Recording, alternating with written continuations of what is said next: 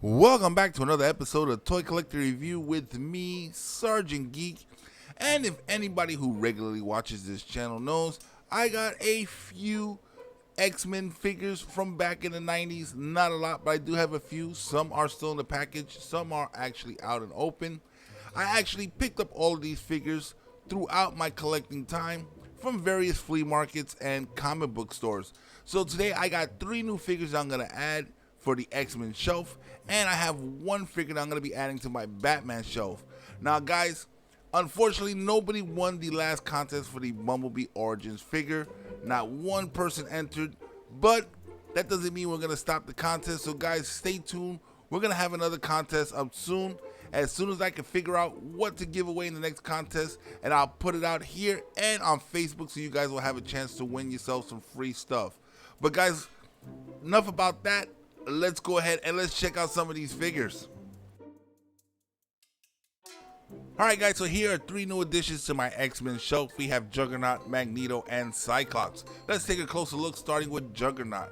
Now as you can see, he looks very much like he did back in the 90s in the comic books. He does have this crack at his waist, which I didn't notice at the comic book store, but he'll make a good fill-in until I can get a replacement figure. Now as you can see at the bottom, he does have some wheels, which I don't know why the Juggernaut figure had, but one of the play features he does have, he had this action feature in the back, which the spring is worn out, but if you were to push it down, it would make his arms move up and down in a punching motion, which is something that the Juggernaut, well, I guess, was known for, of breaking through walls and everything. It's still pretty cool. Now we come to Magneto. Now this is very comic book looking Magneto here. Unfortunately, his helmet does not come off and he is missing his cape. But he is a very cool figure. He has articulation at the knees and the elbows and shoulders and at the waist. That's about it. Now he does have this cool play feature in the back, which is pretty much like flicking a lighter, and when you flick that down, it's supposed to make a little spark in his chest. Not really sure what they're trying to get at with this, being that Magneto is a mutant that can control metal and magnetism. Why does he have a spark that comes out of the chest? I don't know. It was the 90s. Any little feature that came up for toys, they put it in every toy. Now we move to Cyclops. Cyclops is pretty much in his basic X-Men suit. As you can see, the yellow goggles, the blue jumpsuit, the yellow underwear, the yellow boots, and yellow gloves. Now once again, this toy also has a play feature as well, this big button in the back. Now when you push the button, of course, for Cyclops, it would actually make his eyes light up red. Now if I can get my camera to act right and focus here, you should be able to see his eye actually lighting up. Now this is the original battery that came with this figure. Nothing was altered or modified, which is pretty cool that the battery lasted this long. Once again, these are some cool features for my X-Men shelf. But guys, let's go ahead and let's check out the next figure that I picked up from the comic book store this past visit. Alright, going from Marvel to DC, we have Terry McGinnis's Batman Beyond. Now once again, this is a figure I picked up at my local comic book store as a loose figure, and I thought it was really cool. This is actually the second Batman Beyond figure that I've actually purchased. I thought it looked nice, so I picked him up. Now he is missing some accessories, but anybody who collects toys, part of collecting is the hunt for accessories and other figures. Now as you can see, this is really nicely done. Once again, he has these wings in the back that fold up pretty compact, very nice. Once again, this is a very cool figure. I like him and I can't wait to actually put him on the shelf with the rest of the Batman figures that I have. It's gonna look great. Once again, I like that head sculpt. Very nice, very nicely done, very simple, basic of the Batman Beyond character.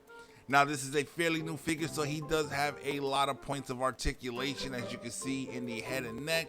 You can see here in the shoulders how he has that extra little additive so you can stretch out his arms, so you can actually attach him to his wings if you want to put him in that flying pose. Once again, so many points of articulation with these new figures. It is amazing what they're doing with figures these days. I actually like it so much. It's really cool. Now, like I said, he doesn't have the other hands that come with the figure, but I'll be searching around eBay and a lot of the other used sites to see if I can find some of those accessories which one day I will and complete the figure, but right now he looks really cool. And you can see there he does have some waist articulation as well. He does have some ab articulation. This thing is, I can't remember how many points of articulation these things are. I think they said they're like 27, 28.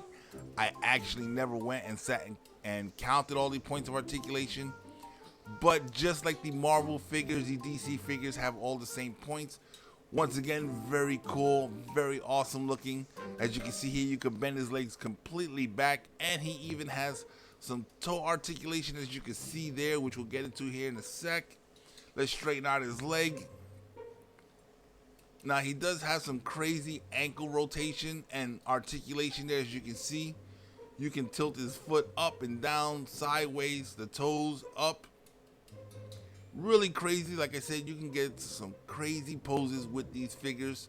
If they did this much detail just on the ankle, imagine all the articulation points that are on this figure, how detailed they are and how awesome it'll look when you pose them up.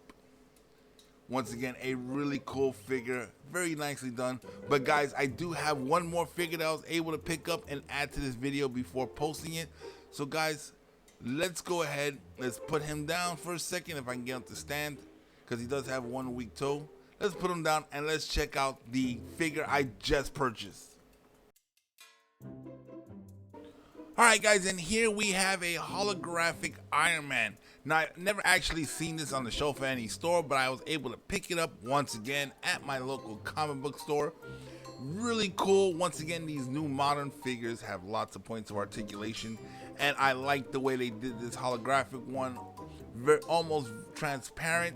Very cool though. It's got lots of the Iron Man details on it still. You can still make them out if you take a close look at it. Once again, really cool. I've never seen a holographic Iron Man suit in the movies or in the comic books. I'm not really sure, but then again, I don't read a lot of Iron Man comics. But once I saw him on the shelf, and I do have a lot of Iron Man figures, these suits, so I had to pick him up. He does have lots of articulation, pretty much the same as all the other Iron Man figures that have come out in recent years. Very nicely done. As you can see, you got the white lines to try to detail some of the features on the figure itself. Very cool. He has these open palms and the hands where you can attach some blast effects, and he does come with some blast effects as well. We're going to get to those here in a minute. Just right now showing off all the articulation on this figure.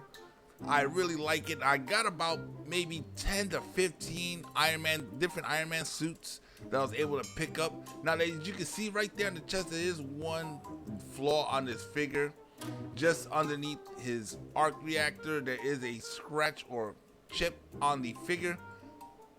I'm not sure if that was something that happened with the collector or if it was a flaw in the figure itself.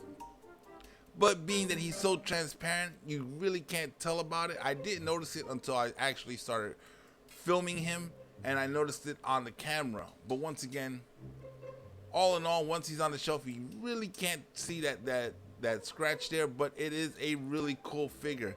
Now, this one actually came with some of the accessories that he has, not many, but he actually comes with 2 sets of hands, 1 set of hands that are closed in a punch-like figuration, and see if we can get it on the camera here, being that it is transparent. It's probably going to be hard to pick up.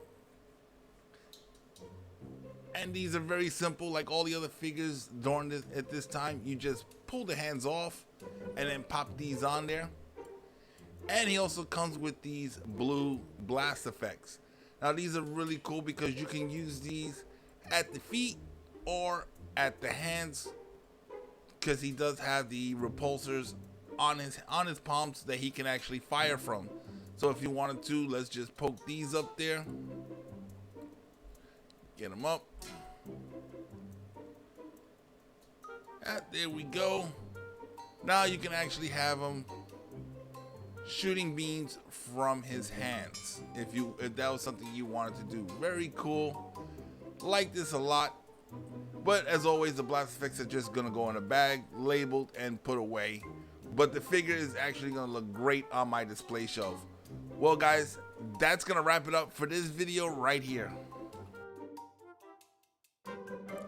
Alright guys, so that's going to wrap it up for another episode of Toy Collector Review. Once again, nobody was able to win themselves the buzzworthy Bumblebee Origins figure. But guys, stick around. There is another chance to win more figures and more toys on this channel. And for those of you who are watching this for the first time, make sure you subscribe so you too can win your chance at some free action figures and collectibles. Once again guys, if you haven't done so already, hit that subscribe button, become a member of this channel, hit that bell notification so you guys can be notified every time I put out a new video. And guys, hit that like button, it does help with the YouTube algorithm. And share this video on all your social media. Let's get the word out there so we can actually get more collectibles and more figures on this channel. And guys, if there's anything you guys want to see particularly on this channel, go ahead and hit me in the comment section below, and I will do my best to try to get those videos out to you guys. Once again, I'm Sergeant Geek, and I'm signing off.